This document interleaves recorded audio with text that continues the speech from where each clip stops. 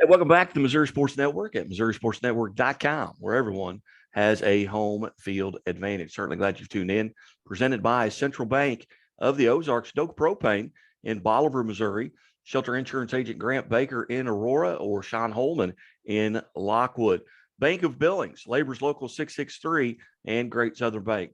And as always, the Missouri State Highway Patrol remind us to take that 3 seconds and buckle up. It's 3 seconds that could save your life. Be safe, be smart, and be here tomorrow. Well, it's a great pleasure to welcome back to the show Troy Buchanan Trojans head football coach, Ryan Nesbitt. And Coach, I tell you what, I'm surprised that all your hair's not gray after Friday night. That was an outstanding game. Yep, no, it zapped some years off our life for sure. Well, it was back to the last two times that you played Francis Howell. They've come down to kind of the last play, 41-38, early in the season. You suffered a loss there. You go to Francis Howell on Friday night, and Nathan Ryan, with no time on the clock, catches a touchdown pass. Just tell us a little bit about that fourth quarter before we talk about your next opponent. What was going through your mind there down in that contest? Just really proud of our kids. Just the resolve, the resiliency.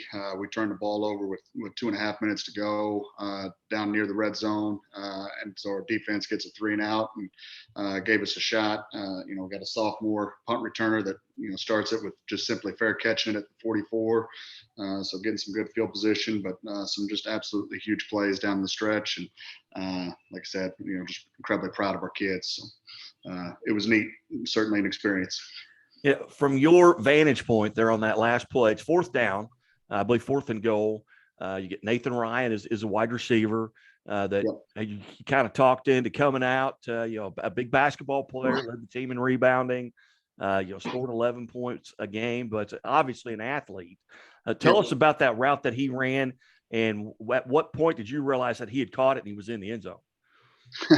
Well, we on third down we went to them and we just went just a fade, back corner of the end zone, and they did a nice job playing that. So we ended up just stacking the receivers, and it's a concept we put in that week. And so he got matched up on the safety, did a nice job. He went down and got it, and it was a great catch. But man, he's been a heck of a guy for us. So glad we got him out in football. You bet. You bet. What was that moment like there? I mean, obviously you're not at home, but it looked like the fans had traveled well. I saw so much. I'm following it, here at the studio, kind of chasing scores from around the state, and I'm following that one. And I went, "What? They came back. They won." And Yep. just tell us about that atmosphere after the game. Oh, I mean, it was a lot. There was a lot of emotion. It was chaotic, to be honest with you.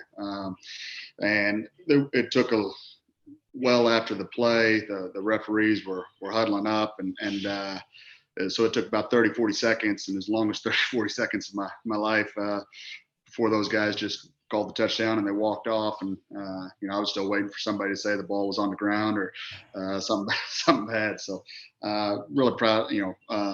It was neat of our community. We had a huge turnout. Students, alumni, just longtime community members were in attendance, and it was a great atmosphere for a high school football game. You got to tip your hat to Francis Howell. They're an outstanding football team and organization. Their AD did a great job at game day production. I mean, it was a great atmosphere for high school football. Who's the furthest away person that you've heard from after that win? Who's somebody that surprised you that they text you or call you and congratulated you? Oh, I mean, just from former people that you know in Columbia to you name it. My phone blew up all weekend, so yeah, it was neat. All right, now the game at hand here in the semifinal, you've got a 10-1 Liberty North team. What do you know about Liberty North? Oh, they're outstanding. Anybody who's in the Final Four is a good football team. What jumps out right out of the gate is outside of talent is just how well coached they are.